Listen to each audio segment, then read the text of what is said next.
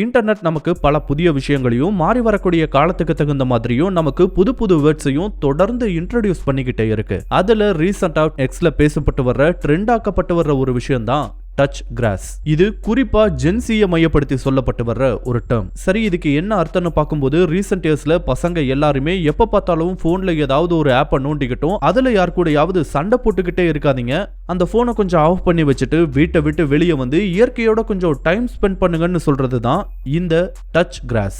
ரீசெண்டா இது சம்பந்தமா பிரிட்டன்ல 2000 பேரை வச்சு ஒரு சர்வே பண்ணியிருக்காங்க. அதுல பாதிக்கு பாதி மில்லினியல்ஸ் கிட்டையும் ஜென்சி கிட்டையும் இது சம்பந்தமான கேள்விகள் கேட்கப்பட்டிருக்கு. அதுல ரொம்பவே ஷாக்கிங்கான ரிசல்ட்ஸ் தான் கிடைச்சிருக்கான். ஏன்னா ஜென்சில கிட்டத்தட்ட 67% பேர் வீட்டை விட்டு நாங்க நாள் கணக்கில் கூட வெளியே போகாமையே இருக்கோன்ற மாதிரியான ஒரு பதில சொல்லி இருக்காங்க. அதுவே மில்லினியல்ஸ் எடுத்துக்கிட்டாலும் கிட்டத்தட்ட 55%க்கும் மேலானவங்க இதே மாதிரியான ஒரு பதில தான் சொல்லி இருக்காங்க. இந்த ஒரு சர்வே ரிசல்ட் உண்மையாவே அவங்களுக்கு ஷாக்க தான் கொடுத்துச்சான். இந்த பிரச்சனை பிரிட்டன்ல மட்டுமே கிடையாது, உலகம் பூராவுமே இந்த பிரச்சனை ரொம்ப வேகமா அதிகமாகிட்டே வருது. இப்போ இதனால ஏற்படக்கூடிய பின்விளைவுகள் நமக்கு தெரியாம இருக்கலாம், ஆனா எதிர்காலத்துல கண்டிப்பா மோசமான விளைவுகள் காத்துக்கிட்டு இருக்கின்ற மாதிரியான ஒரு எச்சரிக்கையும் விடுத்திருக்காங்க.